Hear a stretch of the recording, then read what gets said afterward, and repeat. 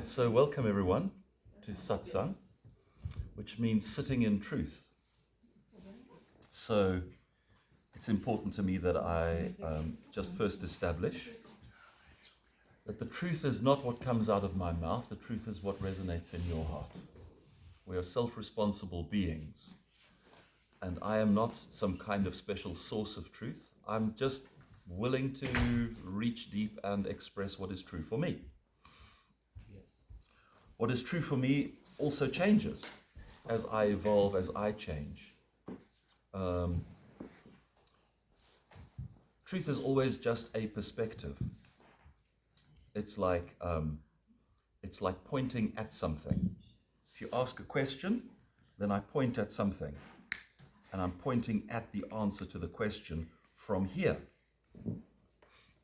So if some part of what I have to say resonates true for you, then we're standing in a similar place looking at a similar thing. So that said, it's a fun game to play. What does life look like from here? What is true from here? So I am willing to take questions. This satsang session was inspired by Gabriella, who asked the question about death. Mm-hmm. So would you like to ask that question again? Yeah. I want to know what will happen when we die, and what will be happen afterwards. Okay. Where we go. What happens when we die and what happens after we're dead? Quick question. What is satsang? What is satsang? It means just sitting in truth. Oh. It's just that. It's a conversation in truth. Thank you. From Sanskrit, no? Hmm? From Sanskrit? Sanskrit. Yeah. So what happens when we die? You will have heard many different answers to that question, because there isn't one answer, because it depends entirely on all kinds of factors. You know, it's like saying, what happens when you fall asleep, and what happens after you're asleep, or probably more accurately, what happens when you wake up. It's so widely diverse. There are some general themes.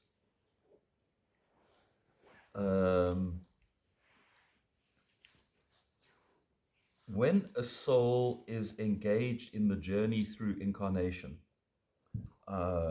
some wisdom traditions talk about the wheel of reincarnation. They speak about it as something that's bad, that you want to get off of, the wheel of reincarnation. The idea is it just goes round and round and round. If your soul doesn't spark in an incarnation, and I'll define that in a moment.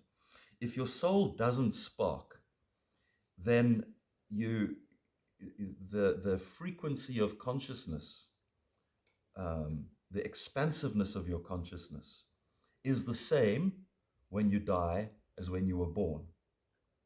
Then there's no point in having anything happen after you die. Then the portal after dying is back into reincarnation. People talk about the light, seeing the light, that there's a light. Mm-hmm. Okay, so let's rewind a little bit, but first I want to talk about what the sparking is. So many people,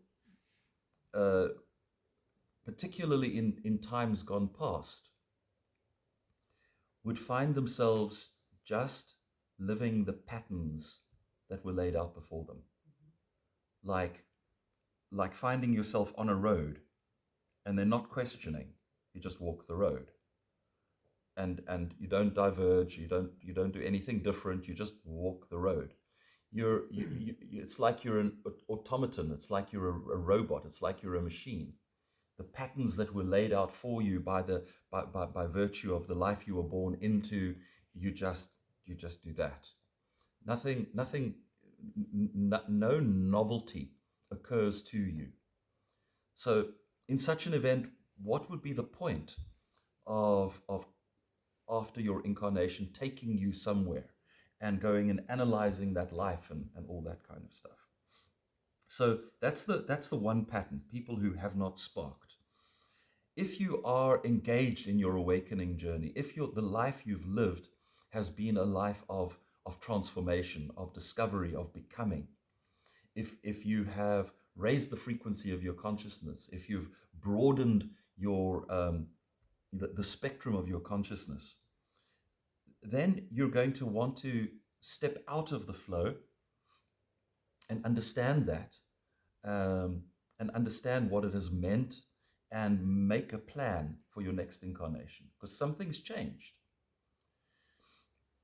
So that's when you leave the flow, and that's when you go into the heavenly realms, whatever we're calling that, the realm of spirit.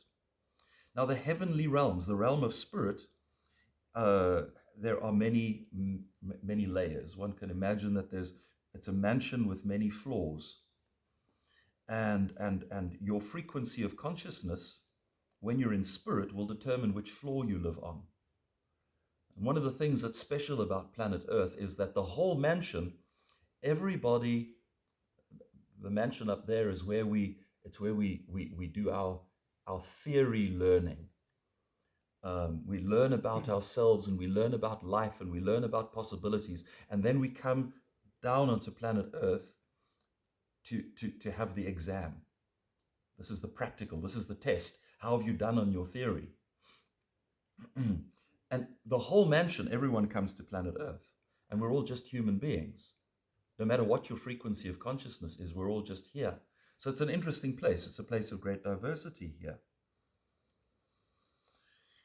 But all right, you asked a specific question. What happens when you die? So if you have sparked, then there is a process. It begins first. Let's assume you're in your deathbed. You're lying in your bed, and you're very attached to this body, because this seems like this is life, and you're attached to life, and your body is attached to you.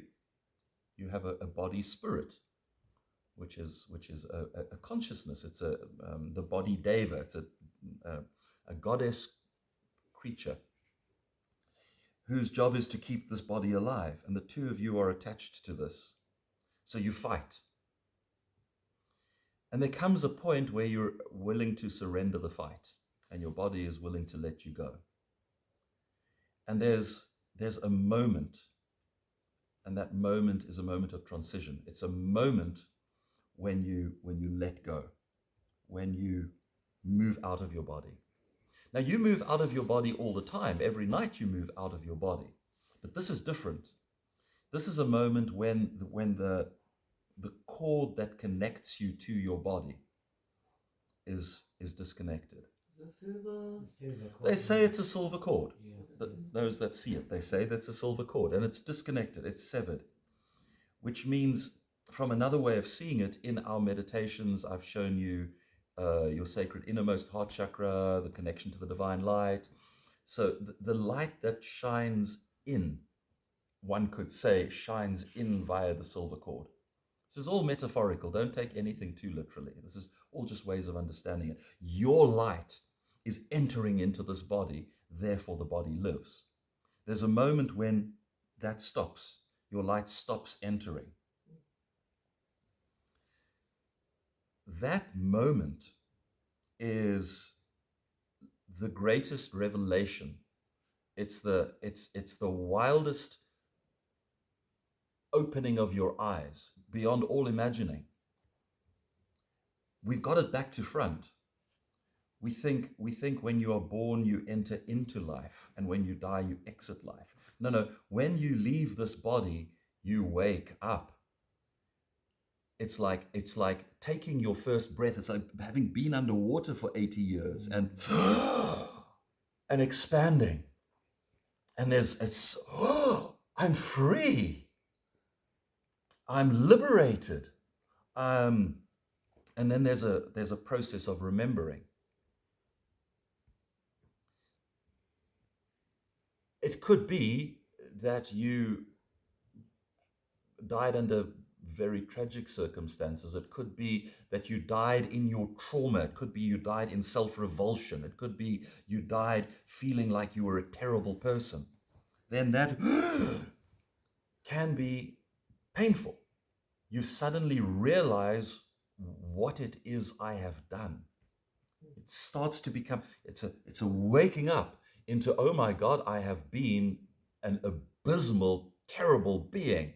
So then you're going to engage in, you're going to engage in struggle, in deep self-judgment, deep self-revulsion. In your own hell, like in your own hell. In your own hell. Yes. In your own hell. You're going to want to try and resolve all of this stuff. So you're going to invite to yourself kind of dreams and fantasies which somehow balance how you're feeling about yourself, so that you get stuck in the astral realm and you get stuck in hellish creations. That could be. Or it could be that you've lived really a beautiful life. You've really strived to live a conscious life. You've really tried to make the world a better place. You've really put light and love into this world. And you you wake up and you're like, wow, that's amazing. And right here are my angels, my beloved ones, my spirit guides, the family members that I love so much that are standing around my bed crying are here. Because, of course, it's only an illusion that we're in this world. It's like saying, on is the dream of my higher self who is there right now. So these people who are mourning you, their higher self, their immortal self is there.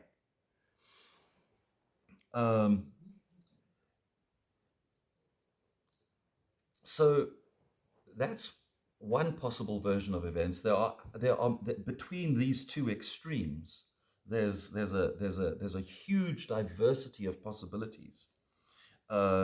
Somebody who has sparked, but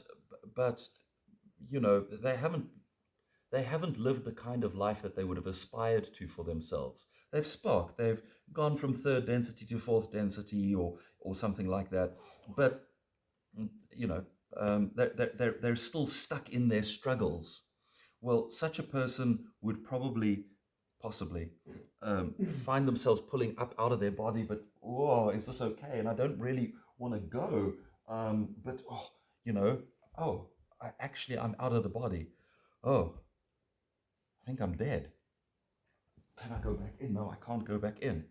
Oh, I'm dead. Okay, what now? Such a being would need help. And for such a being, there is always help. The proper name for this is a psychopomp. It's a funny word, psychopomp, or an angel of death. These are spirit beings who are the conveyancers of the dead. They will come and they will find you, and they will always approach. Doesn't matter what your life has been, doesn't matter. They understand. Mm-hmm. And they will always approach with infinite compassion. And it doesn't matter. It doesn't matter. It's okay. No, don't worry about that. It's okay. You need to move to the other side. So before we can move to the other side, the psychopomp needs to get a sense of, where am I taking you? Because the other side, as suggested, is a mansion with many levels and many rooms. It's a space of infinite possibility. So where do I need to take you? And this is where you get the story of your life flashes before your eyes. Your whole life is rewound. And the reason it's rewound is so that you can have a moment to check, what are you still attached to? What of all of your life's experiences cause you resistance and attachment and judgment? And these are the things that need to be resolved. They need to be understood. So it's a kind of a it's not judgment. You're not being judged. It's the opposite of judgment. You are being understood. And so then, based upon that, you can be conveyed. You can be taken across the chasm from this world to the spirit world. This chasm is like a void, which you can get lost in if somebody doesn't know how to carry you across. If they don't know where they're going, if they aren't versed in traveling across there, it's like moving into this endless abyss. And if you chase the angel of death away, and you have the right, you can do that. You can. I don't want to go with you. I want to stay here. You can find yourself haunting the world, or you can find yourself moving into the abyss, where the abyss, like an endless void, a space of nothingness. Ach so, okay, Wüste. Leere quasi. Was wie Leere, ne? And in that space, in the void, I mean, you can wander the void sort of for eternity, and you will find yourself dreaming all kinds of crazy dreams. You will slowly, the things that you're attached to, like the idea that you're attached to your energy body and your form, which is humanoid, will slowly dissipate. You will slowly lose things. You will slowly lose your attachments to all the ideas that you've developed about yourself. You slowly dissipate. So that's a possibility. There's a certain level, a certain frequency, a certain point at which you will be presented with the light, the beam of light that so many traditions talk about. And that's basically when you have sparked to the point of recognizing an external divinity, then you are given this metaphor. God's light is shining upon you. And if you move into God's light, then you feel you are loved. You feel it's another form of conveyancing. It's like a auto psychopomp. It's another way to take you to where you belong. You move into the light. The light feels like bliss. It feels like ecstasy. It feels like being washed clean. It feels like being forgiven. And you want to move into the light, and so you rise up into the light, and it takes you to where you belong. People talk. Yeah. I have a question. I heard the theory that going into the light is eine Falle, A trap.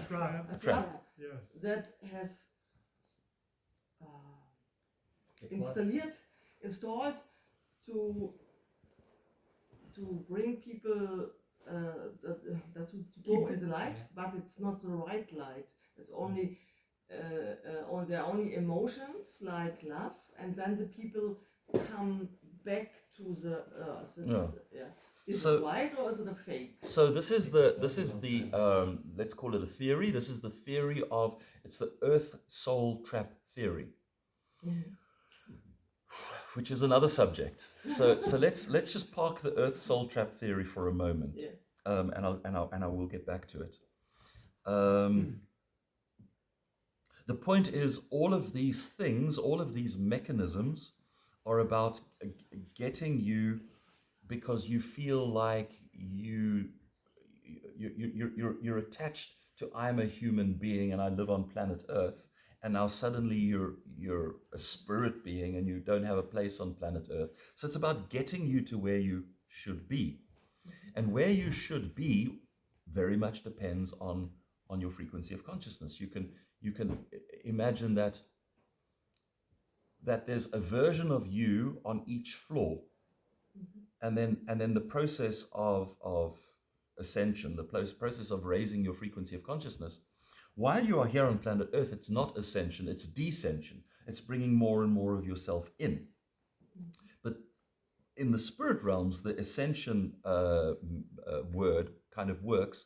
It's the parts of you that are on the lower floors pack up their stuff, and they move up and reunite with a part of self on a higher floor. you pack up all your stuff, and then you move up, up, up, up, until all of you is on the top floor, and then you leave this building and go somewhere else. So what is happening in that building? It's not a building, it's the spirit realm. It's a realm of vast complexity. The spirit realm is bigger and more complicated, more complex, more rich, more full than the material realm, by far. The material realm is just the bottommost floor.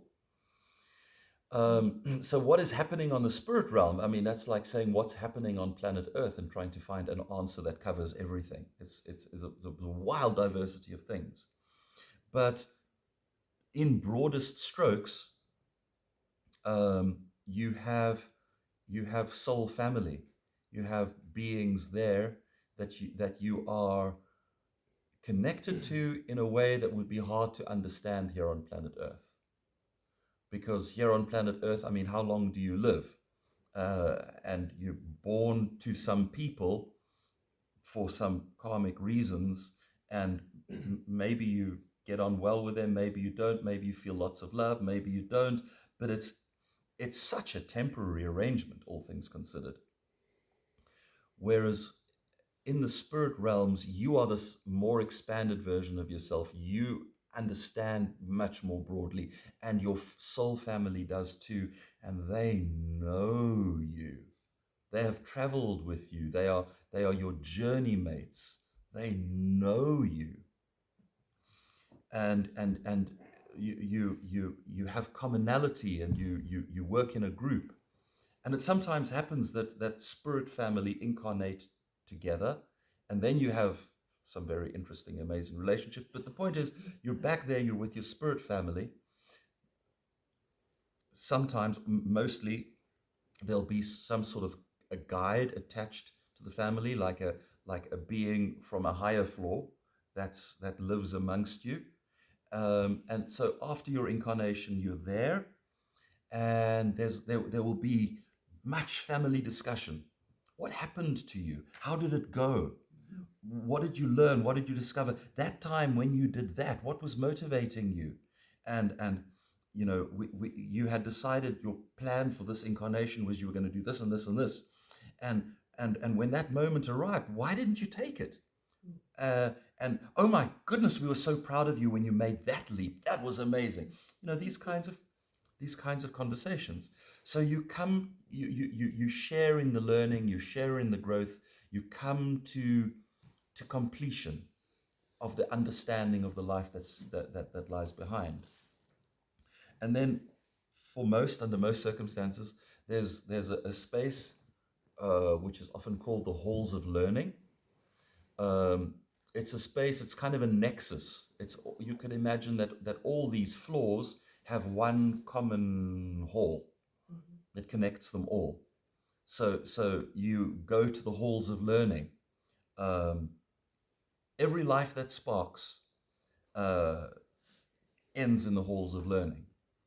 You go back there, and you would go into a space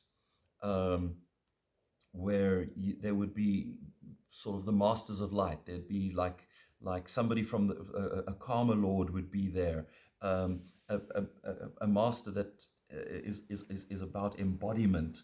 There would be these great beings who would be there for you, together with your guide, together with anybody else that you want to be in this conversation, and you would begin to prepare to map your next incarnation. So, where was I? How did I do? What did I accomplish? All right, fine. That's the previous map, one could say. And then you open a new map. And then in consultation, you will say, what I want to achieve with my next incarnation, I want to get to that. What is that? I want to learn about love. I want to learn about unconditional love. I want to learn about unconditional self-love. I want to get to a place where I really foundationally trust myself. I want to find my truth, whatever it is. And it isn't always such benevolent sounding things. You know, it might be, I want to play with victimhood. I really want to get what this is about. I want to be a perpetrator. I want to play with power. I want to be super powerful.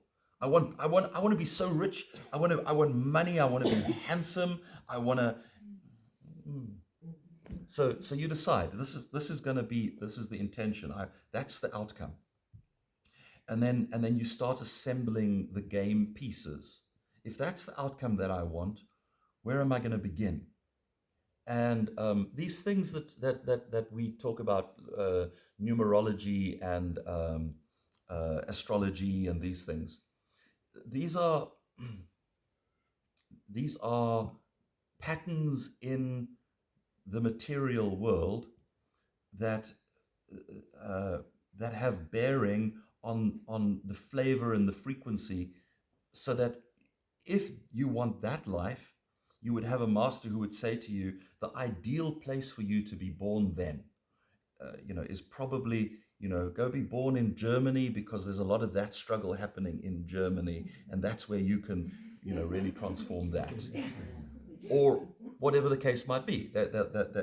And then they start honing in. Be born in Germany in 1969 on the 4th of April at about 3 p.m. and it'll add up. And you start choosing these factors, and then you've got to choose parents, and you've got to choose genetics, because the struggle I want to bring on board needs to also be triggered by my familial circumstances. So I want parents who will front end load me with those things, so that I kind of take it in with mother's milk. This is who I am, or this is my struggle, or this is what needs to be transformed. And then they'll start planning, and then they'll say, all right, so we're going to, you're going to have this friend and that teacher and that interaction and that experience. And they start putting the map together, putting the plan together. The spirit world is not at all, or in some ways it's like the physical world. In other ways it's very different. That planning session is not different from you're incarnated and living it. Right now, there's a part of you in your hall of learning, looking at your map, saying, well, I wanted to go to Gurprasad, and I wanted to do the lightship event, and okay, I put that together, and okay, that's happened. Wow, okay, this is going well. Okay, so when I come out of Gurprasad, I'm going to do the following, blah, blah, blah, blah. Right now, you're there. But where's the free will? If all is planned, where's free will? So you planned it. it. It's your free will, but You planned it. Will. So you make the plan, not the other way. also, the part of you that plans it has. You see, this is why there has to be a part of you there, because the part of you that said, Gurprasad, if you a couple of weeks ago just decided, okay, no, screw it, I'm not going. You could have put the brakes on and not gone. Mm-hmm. Then that part of you is like, okay, rethink. What are we going to do now? How are we going to Get there? That's why the planning has to be live. That's why because otherwise, if it was all laid out and then you drop in and then you live it, then there really wouldn't be free will. So the other part of free will that I want to share with you is the cloud of potentiality. Now, this is a subject that's very dear to my heart. It's very interesting to me, and it's full of meaning and value. Is the understanding that what we're talking about now, this line, this planned line. How can I explain this? All right. Do yourself a favor and find a video about lightning striking that's been slowed down, like as slow as possible. Watch what happens when lightning strikes. Because, I mean, we know, like, boom, that's it. But what happens if they can slow that down so that you're watching sort of 20 seconds or a minute of video? Watch what happens when lightning strikes. You've got, from some point in the clouds, you've got like a tree slowly forming. It makes all tendrils. The tendrils go all different directions. And what they're doing is they're looking for ground.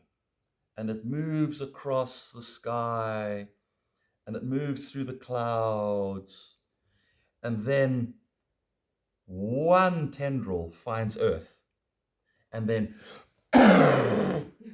suddenly all these thin little filaments that you thought were the lightning, they kind of lose their life force, they lose their energy. And the path that filament traveled, however circuitous it might be, is the path that all of the energy that wants to move from cloud to earth moves. We're a bit like that. We are a cloud of potentiality. So all the choices you could have made, all of the experiences you could have had, you know, that experience when you went to college and you decided to study accounting, but you had another possibility that you were going to do. You thought you might do business science or whatever it was, and you went this way. You also go that way in those tendrils. You know, that person that you met and you thought you really fancy them, but you just didn't take the next step. And so you never got their phone number. And so you never went on a date with it. Well, in the cloud of potentiality, you did. All of the possible, everything that you could have done at every frequency, it's all in the cloud. When you're in the planning stage, you are saying, I want to get there. That is ground for me. There is unconditional self-love, let's say. So any tendril that finds anything other than unconditional self-love remains a potential. The path that gets you to unconditional self-love that's the observed path. That's the one that's realized. So your soul is looking for, because we don't know. How do I know what's going to get me there?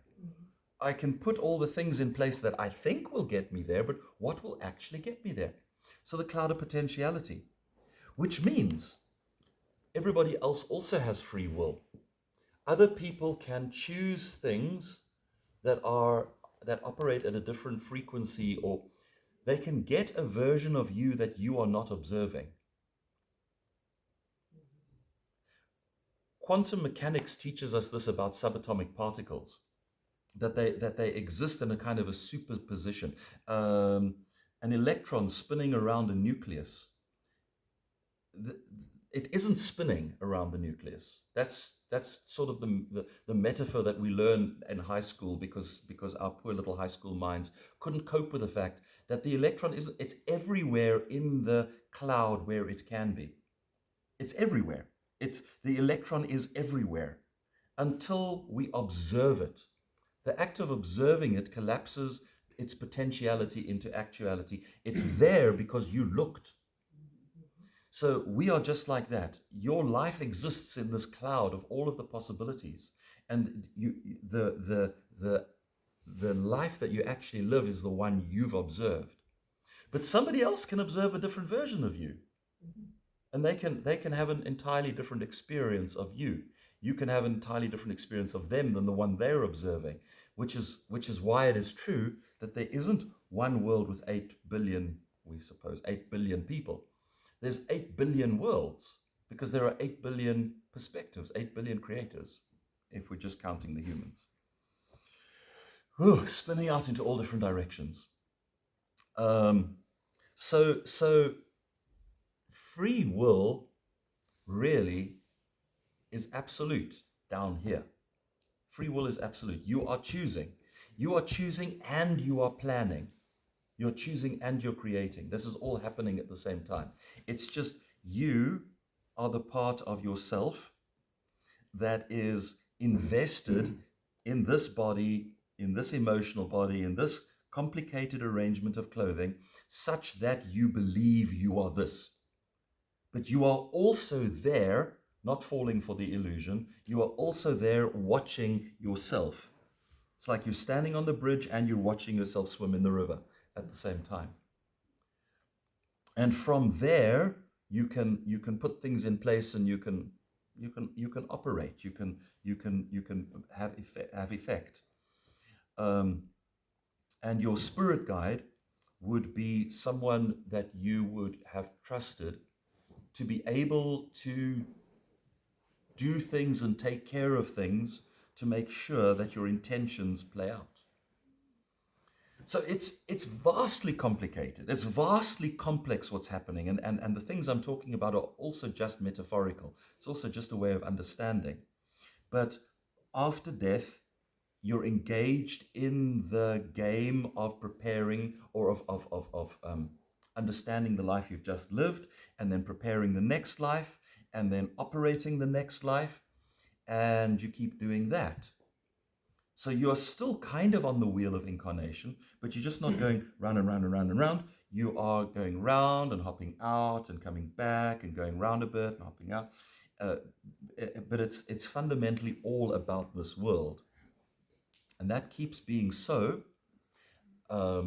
until you eventually reach the 8th density, which is the top floor of this reality, where you have it's God consciousness. So then you can choose, do you want to really engage in the co-creation of this reality, or do you want to call it quits and engage in the co-creation of another reality? Do you want to create a different planet with different experiences? Do you want to play a completely different kind of a game? There are life forms that are galactic scale. Or does all of this bore you and you want to go play some completely other game in some completely other reality? That's the journey. So you asked about the soul trap.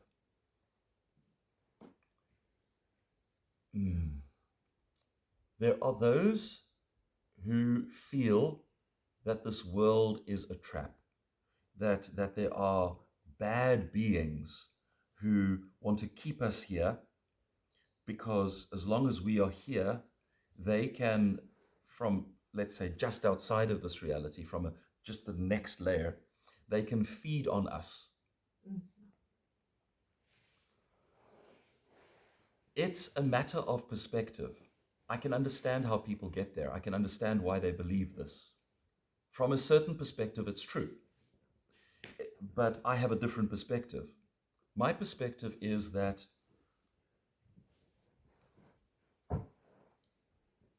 you are going to remain on the wheel, just going round and round and round until you spark, as previously discussed. And if you spark, you have to spark sufficiently. You really have to raise your frequency of consciousness beyond the parameters of this planet before you don't come back to this planet. So if you don't spark beyond that point, and up until now it's been kind of somewhere 5th density, 6th density. If you get there, then you don't have to come back. But if you haven't gotten there, you haven't learned the lesson. You're not done. One could say it's a school, and you haven't learned the lessons of the school. So you got to keep going back to school. So it's a kind of a jail which you have the key in your back pocket at all times. And the key is put yourself on the path of self-love. Heal yourself, raise your frequency, become self-responsible. Stop playing the same old victim game. There's many directions you can take, and any of those directions will raise your frequency sufficiently that when you die, you don't have to come back. So it's only a prison for as long as you let it be. And the people who are talking about it being a prison planet are often, they're feeling very victimized, and they're very angry and very resentful and resistant, and I hate this place, and it's all terrible. And those are consciousness choices which aren't really very well aligned with raising your frequency. So it's kind of self-fulfilling a little bit. And yeah, when we are here, we produce energy, we produce psychic energy. We feed on each other's love energy. And that's beautiful. That's beautiful. If I open my heart and I shine my light, and you can let that in, and it can nourish you and lift you and give you something, then that's beautiful. And it's beautiful because um, uh, I'm not being wounded. I'm not suffering by shining my light on you. It's good for me. It's good for you. It's healthy. It's nourishing for everyone concerned. And we want to love and we want to be loved. So we nourish ourselves and each other on that. But energy is energy. And what happens if we create painful energy? If we what happens if we have war, and like a whole bunch of young men are dying on a battlefield, and it's all just chaos and destruction and misery and pain and death, and the people back at home are longing for their loved ones, and then they get letters about their loved one died, and it's all just so toxic and fucked up and wounded and messed up. There's this glut of dark energy, and we can't feed on that stuff. It's not good for you. It doesn't. So that energy would just stay there. It would just stay in those places. It would just pool there. So there are, in the Davic realm, there are goddess creatures who,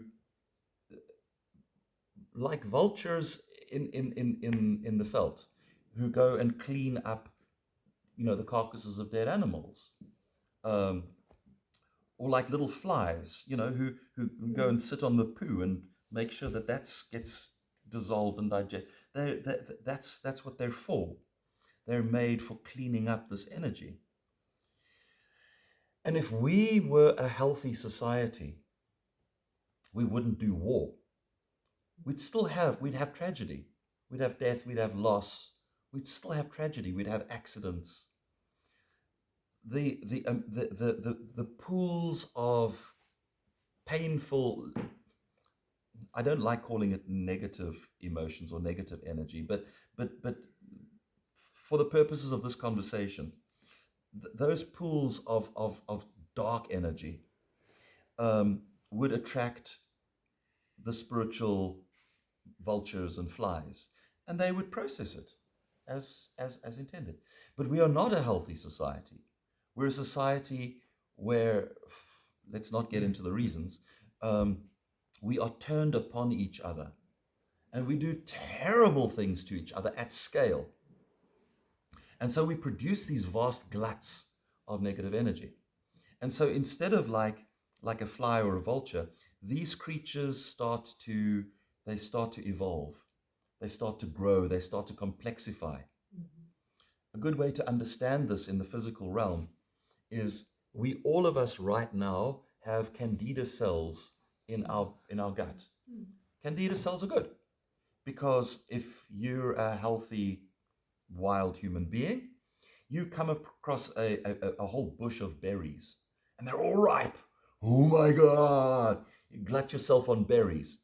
Suddenly you've got like this sugar explosion, which is too much for your system. Well, the candida cells clean it up. They deal with it. But if you're pouring Coca-Cola down your throat, 2-liter big gulp every day, there's just too much. And what happens is the candida evolves. Instead of being single little cells floating around in your gut, they become like multicellular filamentous. They have roots, and their roots dig into your gut lining and cause leaky gut syndrome, and then they get into your bloodstream, and then you've got systemic candidiasis, and next thing you're on the verge of death because of this little thing that should be beneficial. It's a way to understand it. These little Davic creatures evolve and become complex and become dangerous. And one of the things they learn to do is they learn to farm us. They learn to create and cause the food that they want. Mm-hmm. Why would you not? We've learned to farm animals that we want to live on. They've learned to farm us. And they enter into partnership. Not so very long ago, a matter of maybe hundreds, not thousands, of years ago, it was many societies. You would engage in conversation, in contractual relationship with your daimon, which is kind of your body spirit. And there was an understanding of all these different spirits, and you can talk to them, and you can I'll give you what you want, you give me what I and since Christianity, that's become demon. And there are no good ones, there are only evil ones, and you shouldn't talk to any of them because they're all terrible and scary and powerful.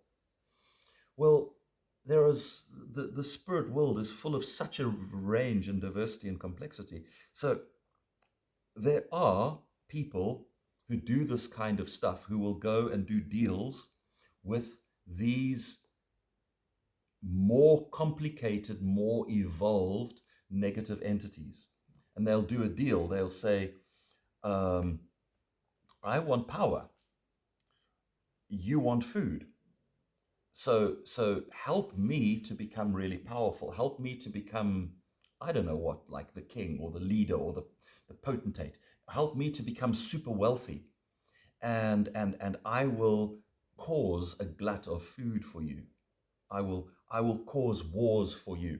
And you help me to cause the wars by triggering rage and pain in the populations. We'll set it all up. We'll work it together.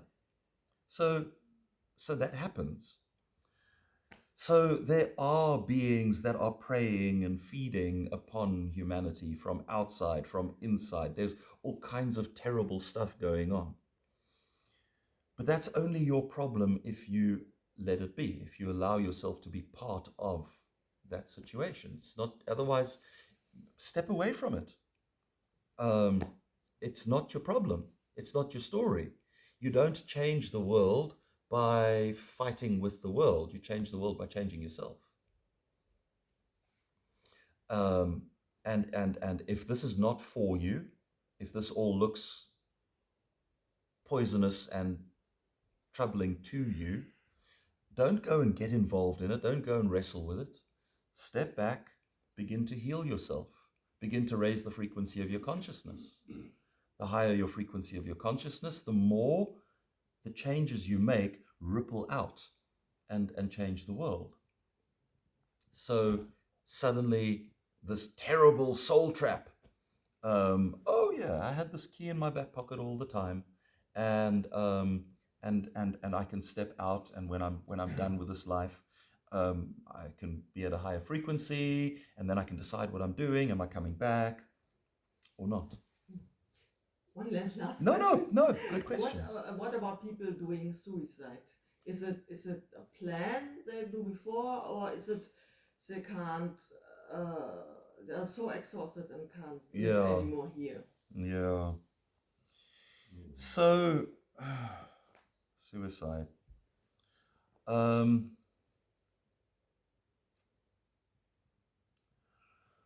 I don't think suicide is often planned.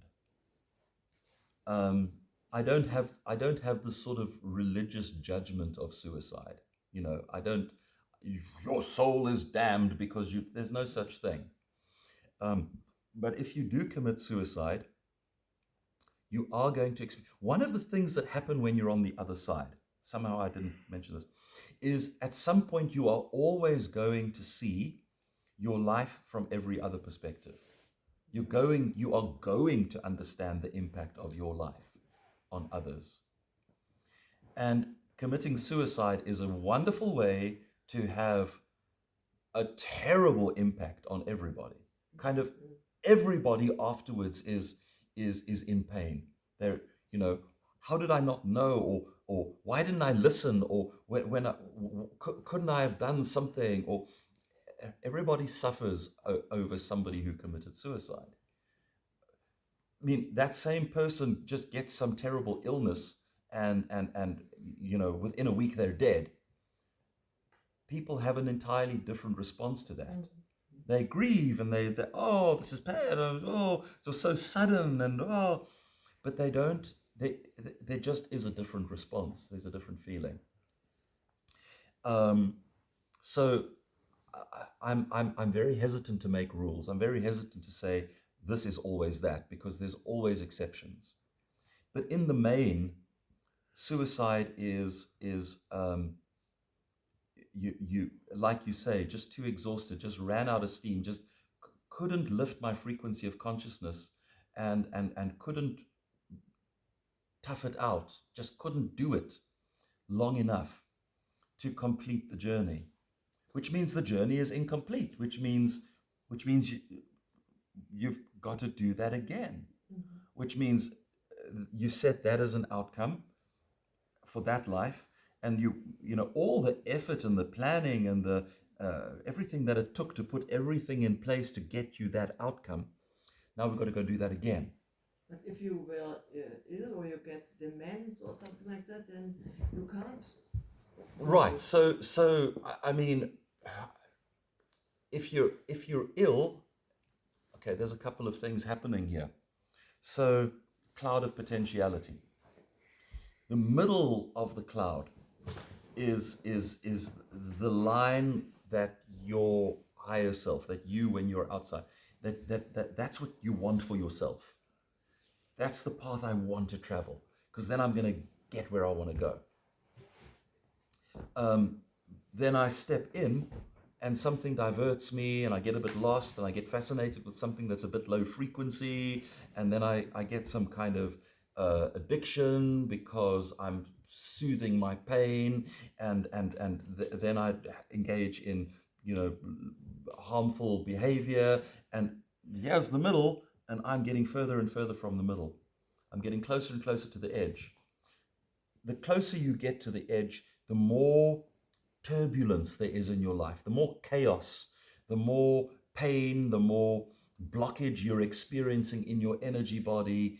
So you have like psychospiritual problems, which become emotional problems, which become relationship problems, which then become physical problems, which become illness, which becomes death. So it's not to say that no soul would plan for those experiences. It could be that your soul wants you to experience the depth of compassion that comes from having mental instability or something like that. So then maybe that is in your path. So I say this with no judgment whatsoever, because you don't know what somebody else's soul's plan is. So when you encounter somebody who's full of problems, it might be that those are the very obstacles which are the path of learning which is planned for them. Or it might be that their soul wants this, glorious life full of synchronicity and harmony and communion and wellness, and they just strayed very far from the path. But in my experience, mostly, suicide is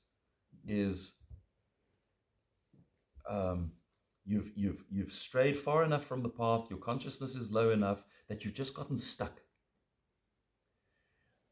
When you are depressed, the experience is that this state of depression, this gray fog of low frequency, the state of somewhere between alive and dead, is always. It feels like it's eternal. It feels like you will never escape it. When you're depressed, you feel like you will always be depressed. That's why depression is so problematic. When you have traumas, if you've got PTSD, the difference between illness and trauma is illness heals itself. We are self-healing organisms. our minds, our bodies, given a little bit of time. Just leave it alone and it will heal.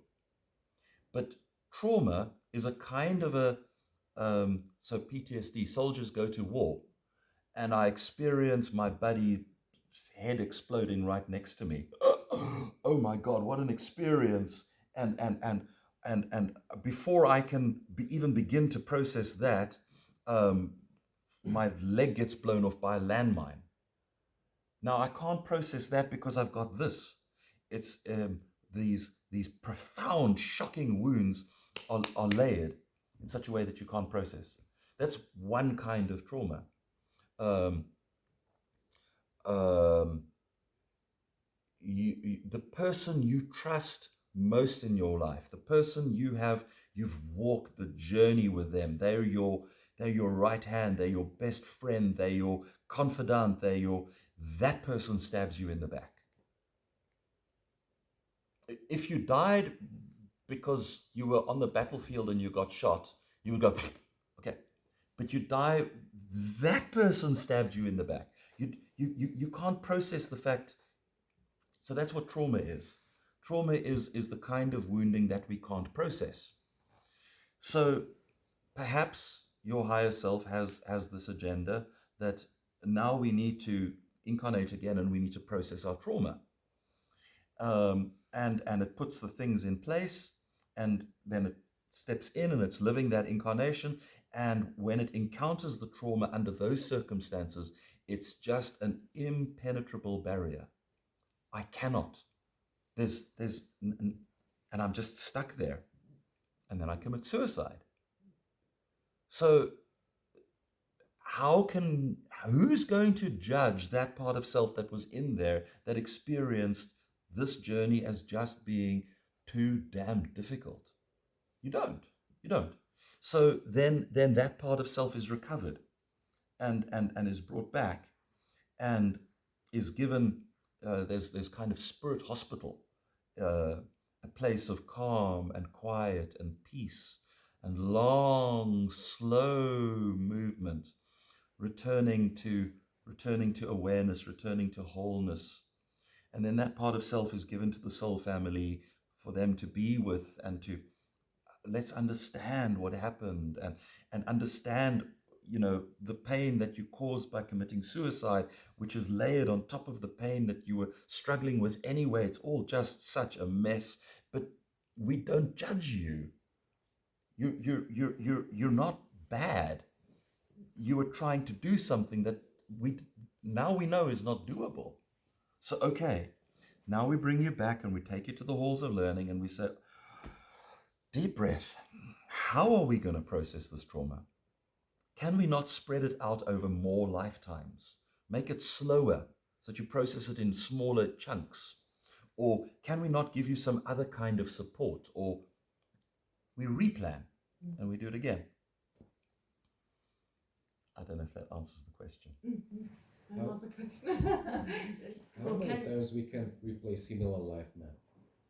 How many times? Yes. Until you're finished. Until you're done. You can do it over and over again. From one perspective, that cloud of potentiality, you can take that cloud of potentiality and you can just give it a tweak so that it's now a different cloud of potentiality. You can re-experience that lifetime if you want to view it again, if you want to live it again with it, you can do that over and over again. There's a thing called exit events, and I can feel and remember, and I know I've had numerous exit events where you actually do die, and you leave that incarnation, and then you consult with spirit guides or whatever, and you come to the conclusion that I didn't want to die. Because this life is worth living, it's worth doing, and then you can put yourself back in just before you made the choice that resulted in your death, or tweak things so that horrific accident. This happened to me. I had an horrific car accident, and then exit event and came back. And when I played through it again, I was this stunt driver, and I just drove through this thing. I did the most miraculous thing.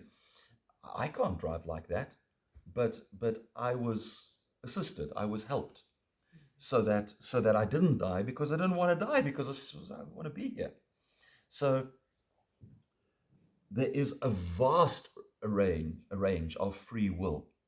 There are very, very few actual hard boundaries where someone's going to say, you cannot do that. There's very, very little of that.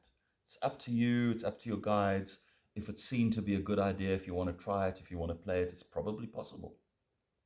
Is it possible that I born again the same and I replay the life, that same life I met again, but different paths, from the same start, or from the same birth date, from the same country, from the same parents? You can keep doing it over and over again. I mean, one would have to ask what the point is, because here you are incarnated in this life.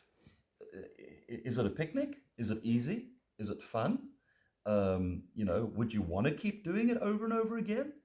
You would probably have to think that there is significant benefit to just reliving the same life with small variations. You would have to think that there's some really great reason to do it. And if there is, then there's no one to say you can't. Like all of those tendrils of the lightning, you can live all of them if you wanted to, because they're all real. It's all you. It's all true. It's just, which one are you observing? Anything else? Ich hätte noch 1000 Fragen. Ja. Was ist mit unseren Ahnen? Sind sie wirklich noch alle da? Was heißt Ahnen? Ancestors. Ancestors. What about Yeah. ancestors? Are they still Always around? around us, or is it a fiction? Or So, where I live in Africa, they talk about the ancestor spirits. But the ancestor spirits are not, it's not like dead grandma. It's higher dimensional beings that are watching over us. They are always there. Those kind of ancestors are there. But the ancestors, the way you're talking about them, I mean, would you stay watching your great grandchildren? That's why I asked. For me, it's a little bit crazy. Yeah. Yeah, I wouldn't. Yeah.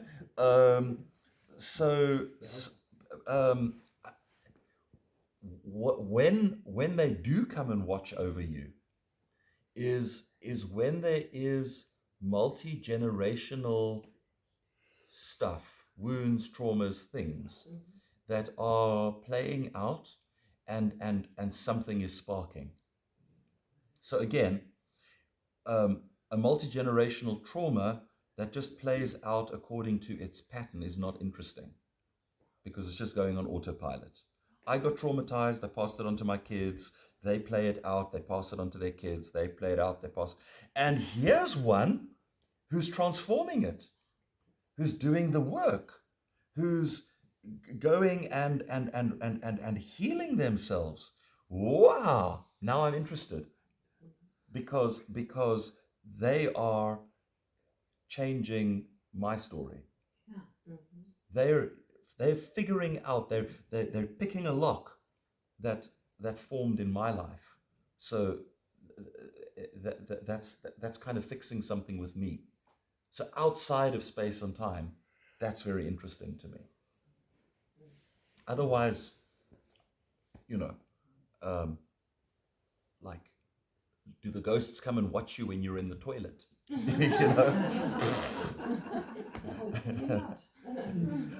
I don't think our private things, I don't think our little shameful things, our little secrets are actually at all interesting. No.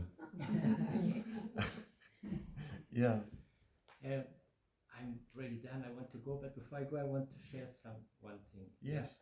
I have a recommendation. There's a very famous channeler, medium, in the German-speaking room. He lives in Austria, and his name is Jan Johannes Kassel, and he and his sister, they grounded a very lightfully project, and he is also live channelings, and he make a lot of channel, a lot of books. And for 3 years, the sister was died, so she was gone, and then she started to contact, of course, Jan Johannes, and then she then he channeled all the 2 books, what she was talking about, what happens when you die. So you will find a lot all this thing what Anne tell, and much more details, because she is now there. Yeah. She's now there, and she's also not reincarnated again. She's not reincarnated again, and it's so fascinating. There are a lot of Jan Johannes Kassel. Jan Johannes Kassel. Vom Lichtwelt. Die Kassel wie die Stadt Kassel. Kassel ohne E. Du kannst es ja mal in die Telegram-Gruppe reinschreiben. Ja. Ja, bitte. Ach ja, mach doch so das mal bitte. There's also what's his name, Newton. I'm embarrassed that I can't think of his name right now. Dr. Michael Newton, who is, I think he's still alive, like a psychologist or a psychotherapist or something, and he was interested in where do wounds and traumas come from, and so he developed a hypnotic regression technique, and he would take people back, and he when he started doing this work, he wasn't exactly a spiritual person. He didn't really even believe in reincarnation, but he would take people back, and then at some point he found they were going back before birth, and they were in the spirit world, and he started making a somewhat scientific assay of people's experience, what they told him is happening in the spirit world. And so it's also interesting. My experience and what I know doesn't map perfectly with what I read from him, but it's what I said in the beginning, it's perspective. If you stand over here and you look at it, then it looks like that. Someone else stands and looks elsewhere, it looks a bit different. They're asking different questions, they have different biases. Also how you told. It depends how told us this story. Ne? So every perspective, maybe from the sister of Jan and the others and the people who are dying. There's also very famous Jenseits medium. What's Jenseits? The other side. Yeah, Maybe you there's a could say medium the the other other side. side. Yeah. People coming to him. Yeah. When somebody dies and you want to know how they're doing. Yeah, and then he also get out information. Yeah. A lot of souls come to him and say, I have to told a very, very important thing to some of my family. And so they connect them, and then they can talk to them. That's all of this are different. Yes. Because every of them, how you say, goes to a frequency or to level or to a room, which is like depending on his. All the perspectives are different, and they should be. Yeah. That's a beautiful thing. Yeah. Okay. So it feels like we're kind of drawing to a close. Yeah. Yeah? All right. Thank you for playing the game. Thank you for sitting with me in satsang. This was fun.